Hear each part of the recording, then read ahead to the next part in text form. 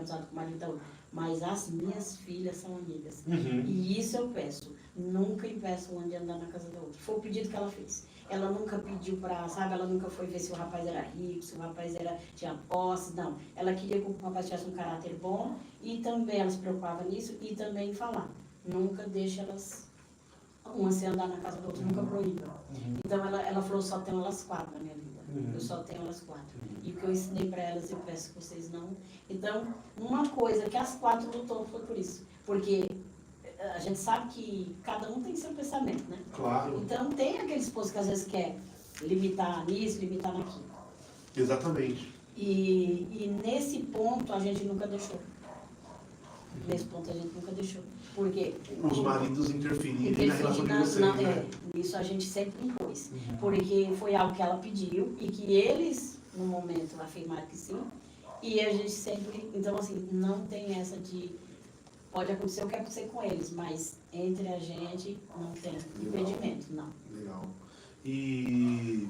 É que assim, o tempo que vocês casaram já era um outro tempo. Né? Hoje já está mais bagunçado, né? Tia Déia, a senhora falou algo, são quase 39 anos casada com o tio Batista, né? Que também tem um carinho muito grande pelo tio Batista. Hoje, se a senhora fosse dar um conselho para um casal, qual conselho que a senhora daria para que ele também cultivasse longos anos aí de matrimônio? Como a senhora falou, não é fácil, tem briga, tem discussão, às vezes dá aquela vontade de jogar tudo pro alto, dá vontade de separar, porque ninguém é perfeito, né? Não vamos colocar aqui, casamento cristão é perfeito. Não existe um casamento perfeito, né? E eu vejo que a senhora foi uma guerreira, 39 anos, várias situações, várias coisas que aconteceram. Que conselho a senhora daria para os casais de hoje? Porque hoje a gente vive um momento de... O divórcio, até nas igrejas, é alto o índice, não é? Então, assim, a nossa geração é assim, quebrou, não conserta, joga fora, não é? A geração da senhora já não. Quebrou, vamos consertar. Vamos ver o que dá para fazer. Porque a gente precisa da família unida, vamos, né? Porque eu sei que se eu arrumar uma outra pessoa, vou ter um problema também, dor de cabeça, né? Que conselho a senhora daria para os casais de hoje, na igreja principalmente, né? Para que o casamento dure bastante. Para quem já está casado, eu acho que a primeira coisa que eu vejo, né? Porque a gente está na igreja há muito tempo, então você vê muitas situações, né? Eu já tive uma igreja onde o mínimo de pessoas chegou a quase 500 pessoas, né? Então, eu conheci muitos casamentos ali, eu vi muita, né? Passei por muita coisa, eu vi. E a primeira coisa que eu incentivo, a oração. Às vezes, a primeira coisa que a gente se distancia quando vem os problemas é a oração. A gente começa a fazer de qualquer jeito.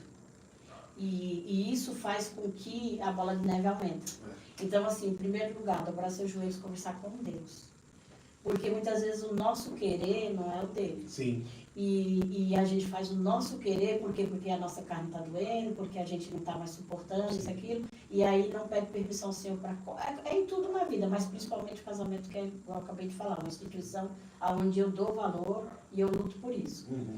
E também, assim, sempre ver o lado do outro. Porque muitas vezes na hora do problema a gente só vê muito o nosso lado. Então você também tem que estar do outro lado da moeda para entender a situação do outro. Exatamente. Por que está acontecendo aquilo? Por que ele está fazendo aquilo? Né? No meu caso, eu passei por uma época do meu casamento, do meu esposo, que ele bebia. Né? Só que graças a Deus, como eu falei, nunca foi agressivo comigo, nunca, nem com os filhos. Então, eu via um lado bom dele. Eu falava, poxa, é o pai dos meus filhos, foi quem me honrou para casar. Quando nós namoramos, ele só pegava na minha mão. E foi um algo que eu impus a ele e ele me respeitou. Né? E eu comecei a pesar tudo isso, sabe? Assim, então eu comecei a ver que homem que eu casei. E eu vi que era um homem que sim, eu tinha que investir no sentido de também ver o lado dele. Sim. Porque se eu olho só o meu lado, e tinha os lados difíceis. Com certeza. Mas eu também tinha meus lados difíceis. Com certeza. Né?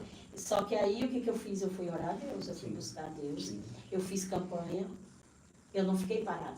Se nós estacionarmos diante de um problema, esse problema nos ultrapassa. Com certeza. Então, assim, naquele momento eu fui para orar, eu fui buscar oração, eu não contava o meu problema para ninguém. Certo. Tanto é que na igreja,